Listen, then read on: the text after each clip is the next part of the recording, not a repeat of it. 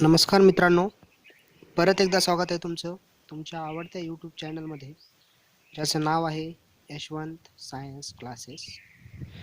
आजचा आपला भाग आहे होमोलॉगस सिरीज.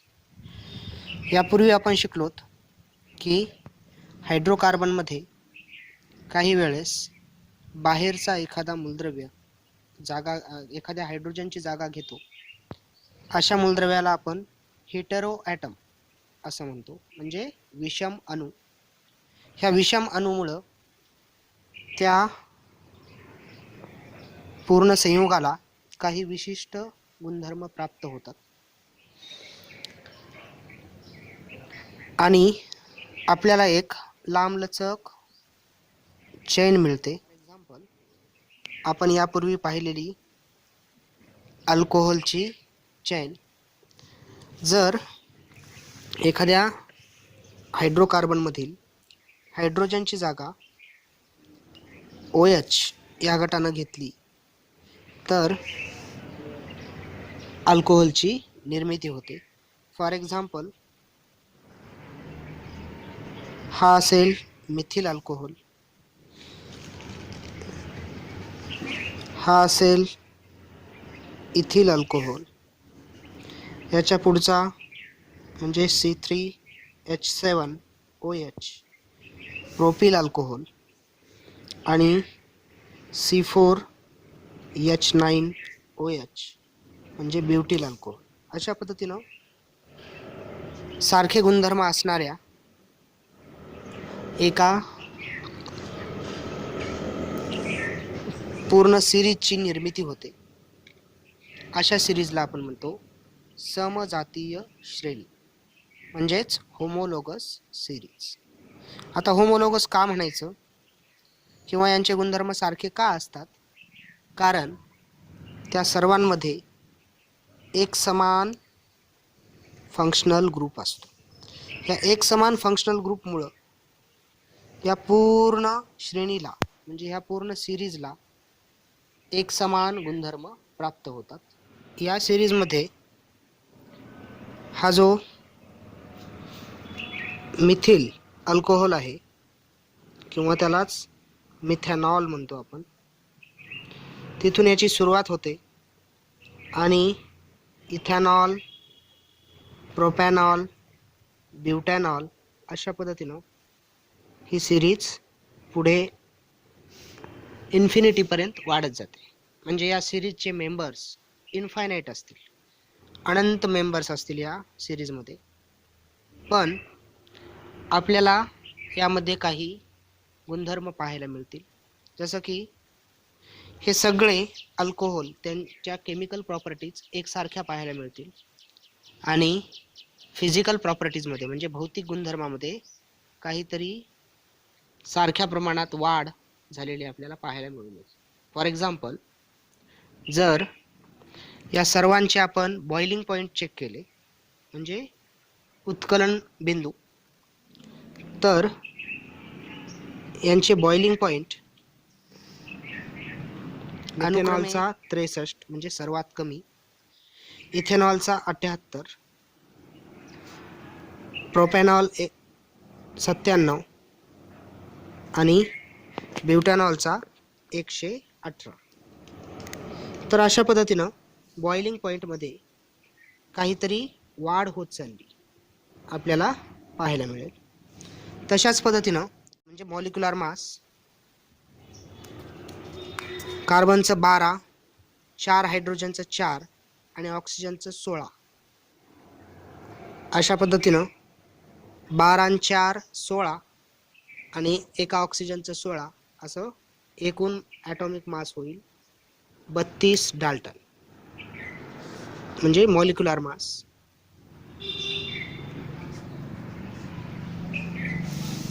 डाल्टन असेल. याच्या पुढच्यांमध्ये आपल्याला 14 डाल्टनचा फरक पडलेला दिसेल आणि पुढच्या प्रत्येक मेंबरमध्ये 14 डाल्टनचाच फरक दिसेल. आता हा 14 डाल्टनचाच फरक का पडला, त्याचं कारण म्हणजे यांची रचना. उदाहरणामध्ये बघा, हा होता मिथिल अल्कोहोल त्याच्यामध्ये एका CH2 ची म्हणजे मिथिलीन ग्रुपची भर पडली आणि हा मिळाला आपल्याला इथिल अल्कोहोल म्हणजेच इथेनॉल. तर प्रत्येक वेळी एका CH2 ग्रुप म्हणजे मिथिलीन ग्रुपची भर पडत असल्यामुळं कार्बन 12 आणि हायड्रोजन 2 अशा पद्धतीनं 14 डाल्टनने ॲटॉमिक मास वाढलेला. उदाहरणामध्ये मिथेनॉलचं मॉलिक्युलर मास 32 डाल्टन होतं. जर इथेनॉलच्या बाबतीत पाहिलं तर 2 कार्बनचं वजन होईल 24, 6 हायड्रोजनचे प्रत्येकी 1 याप्रमाणे 6 एकूण 30 आणि ऑक्सिजनचं 16 अशा पद्धतीनं 46 डाल्टन हे असेल त्याचं वजन. आणि इथून पुढच्यांमध्ये सुद्धा अशाच पद्धतीनं 14 डाल्टनची भर पडलेली आपल्याला पाहायला मिळेल. आणि पुढच्याचं वजन म्हणजे प्रोपॅनॉलचं मॉलिक्युलर मास हे 60 डाल्टन, तर ब्युटॅनॉलचं 74 डाल्टन आपल्याला पाहायला मिळेल. आता ही होती एक होमोलोगस सिरीज जिचं नाव अल्कोहोल सिरीज, अल्कोहोलची होमोलोगस सिरीज. तशाच पद्धतीनं काल आपण जे फंक्शनल ग्रुप पाहिलेत त्या प्रत्येकाची होमोलोगस सिरीज बनू शकते. उदाहरणामध्ये कार्बोक्झिलिक ॲसिडची होमोलोगस सिरीज, त्यानंतर कीटोनची होमोलोगस सिरीज, अल्डिहाइडची होमोलोगस सिरीज, ईस्टरची होमोलोगस सिरीज. अशा पद्धतीनं प्रत्येक वेळी होमोलोगस सिरीज बनत असते. पण या होमोलोगस सिरीजचे गुणधर्म मात्र आपल्याला काहीसे सारखे पाहायला मिळतील. त्यांचे काही विशिष्ट गुणधर्म आपल्याला पाहायला मिळतील.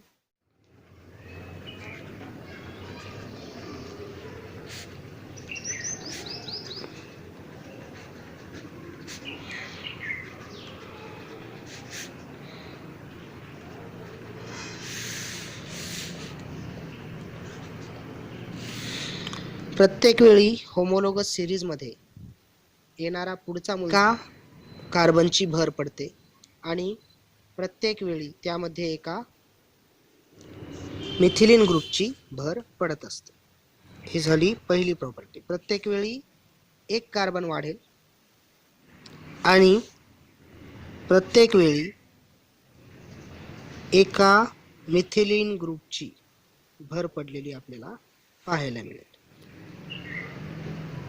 फॉर एक्झाम्पल ही अल्कोहोलची होमोलोगस सिरीज. याच्यामध्ये सुरुवातीला कार्बनची संख्या 1 होती, नंतर ती 2 झाली, नंतर 3 झाली, नंतर 4 झाली.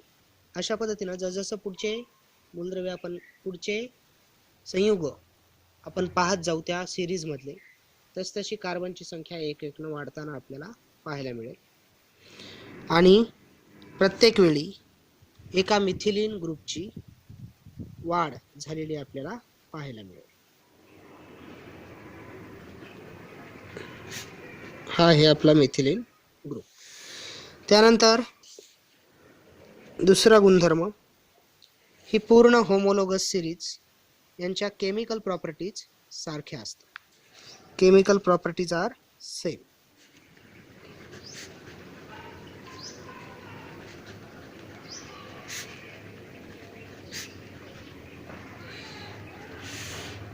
आता केमिकल प्रॉपर्टीज का सेम असतात? Because functional groups are same. यांच्यामध्ये फंक्शनल ग्रुप कसा असतो? मग सेम असतो आणि त्यामुळं यांचे केमिकल प्रॉपर्टीज सेम असतात.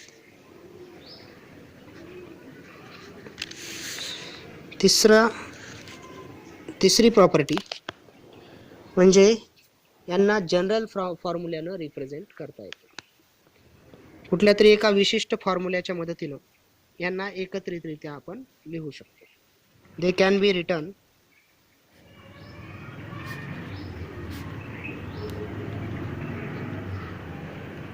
using same general formula. आता हा जनरल फॉर्म्युला काय प्रकार आहे? सर्वसाधारण सूत्र काय प्रकार आहे हा? तर बघू आपण वरचंच अल्कोहोलचं उदाहरण घेऊ. या मिथिल अल्कोहोलमध्ये कार्बनची संख्या 1, हायड्रोजनची 3 आणि त्याला बाजूला लागून एक OH ग्रुप आहे. म्हणजे कार्बनची संख्या 1 असताना हायड्रोजन 3 आहे. कार्बनची संख्या 2 झाल्यानंतर हायड्रोजन 5 झाले. कार्बनची संख्या 3 झाल्यानंतर हायड्रोजन 7 झाले. याचा अर्थ प्रत्येक वेळी कार्बनची संख्या जेवढी असेल त्याच्या दुपटीपेक्षा 1 ने जास्त हायड्रोजनची संख्या आहे आणि सोबत एक OH ग्रुप लागलेला आहे. आणि त्यामुळं हा अल्कोहोल, ही पूर्ण अल्कोहोल सिरीज आपण अशा पद्धतीनं लिहू शकतो. कार्बनची संख्या N असताना हायड्रोजनची संख्या त्याच्या दुपटीपेक्षा 1 ने जास्त म्हणजे 2N+1 आणि त्याला एक OH ग्रुप लागला की हा बनला अल्कोहोल होमोलोगस सिरीज.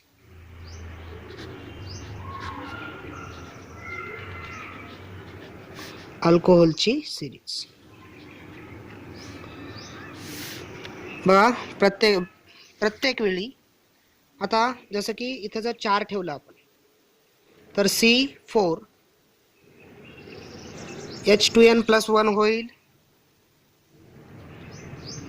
2N म्हणजे 4 दोन्ही 8 प्लस 1 म्हणजे 9 आणि त्याला लागून OH ग्रुप C4H9OH म्हणजे आपला ब्युटॅनॉल. तर अशा पद्धतीनं इथून पुढचे येणारे सर्व त्यापैकी कुणाचाही मॉलिक्युलर फॉर्म्युला आपण या जनरल फॉर्म्युल्याच्या मदतीनं काढू शकतो. आणि त्यामुळं हा एक गुणधर्म आहे होमोलॉगस सिरीजचा की होमोलॉगस सिरीजमधील कुठलाही मूलद्रव्य कुठल्या तरी जनरल फॉर्म्युल्यानं लिहिता येऊ शकतो. उदाहरणामध्ये काल सांगितल्याप्रमाणे अल्केन, अल्कीन आणि अल्काइन हे तिघं सुद्धा होमोलॉगस सिरीज म्हणून काम करतात. त्या तिघांची सुद्धा होमोलॉगस सिरीज आहे.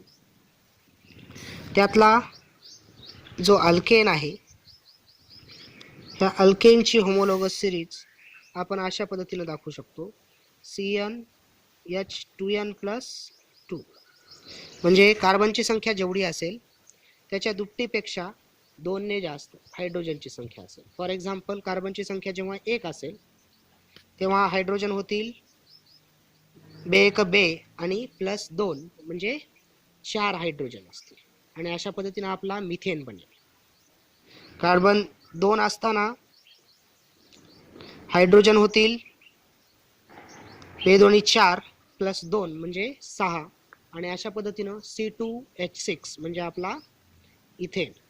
तर अशा पद्धतीनं अल्केन ग्रुपमधील अल्केनच्या सिरीजमधील सर्व मूलद्रव्य सर्व संयुगी त्यांचा मॉलिक्युलर फॉर्म्युला आपण या पद्धतीनं लिहू शकतो. तशाच पद्धतीनं जर आपल्याला अल्कीनचा मॉलिक्युलर फॉर्म्युला लिहायचा असेल तर CnH2n हा त्याचा जनरल फॉर्म्युला आहे. म्हणजे कार्बनची संख्या जेवढी असेल त्याच्या दुप्पट हायड्रोजनची संख्या असेल. हा फॉर्म्युला आहे अल्कीनसाठी. अल्कीन म्हणजे डबल बॉन्डवाले, अल्केन म्हणजे सिंगल बॉन्डवाले आणि त्यानंतर जो शेवटची सिरीज होती ट्रिपल बॉन्डवाली ती म्हणजे अल्काइन. त्यामध्ये हायड्रोजनची संख्या ही कार्बनच्या संख्येच्या दुपटीपेक्षा 2 ने कमी असते. म्हणजे त्यांचा मॉलिक्युलर फॉर्म्युला होईल CnH2n-2.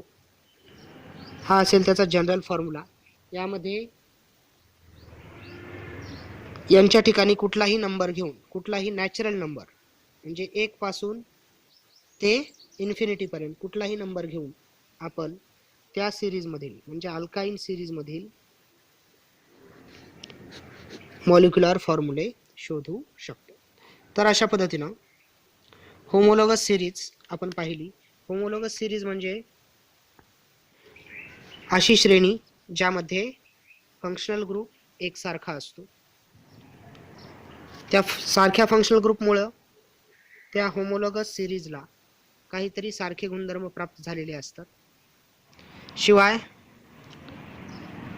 त्यांच्यामध्ये त्यांच्या फिजिकल प्रॉपर्टीजमध्ये आपल्याला काहीतरी सारखेपणा पाहायला मिळतो. उदाहरणामध्ये त्यांचं मॉलिक्युलर मास प्रत्येक वेळी 14 डाल्टननं वाढते. 14 डाल्टननं का? कारण प्रत्येक वेळी मिथिलीन ग्रुपची भर पडत असते. त्यानंतर बॉइलिंग पॉईंट किंवा मेल्टिंग पॉईंट यांच्या बाबतीतही आपल्याला काही ठराविक अशी वाढ पाहायला मिळते किंवा नेहमी ते वाढतच जातील. याच्या पुढचे जे कोणी येतील त्यांचे बॉइलिंग पॉईंट्स यांच्यापेक्षा सुद्धा जास्त असतील. त्यानंतर आपण होमोलॉगस सिरीजचे गुणधर्म पाहिले. पहिला गुणधर्म होता प्रत्येक वेळी होमोलॉगस सिरीजमध्ये एका कार्बनची भर पडते आणि प्रत्येक वेळी एका मिथिलीन ग्रुपची भर पडत असते. त्यानंतर दुसरा गुणधर्म केमिकल प्रॉपर्टीज आर सेम. या सर्वांच्या होमोलॉगस सिरीजमध्ये येणाऱ्या सर्व संयुगांच्या ज्या केमिकल रिॲक्शन्स आहेत त्या एकसारख्या असतील. आणि तिसरा गुणधर्म they can be represented by using general formula. कुठला तरी एखादा जनरल फॉर्म्युला वापरून आपण त्या सगळ्यांना एकत्रितरित्या मांडू शकतो. तर अशा पद्धतीनं ही होती होमोलॉगस सिरीज.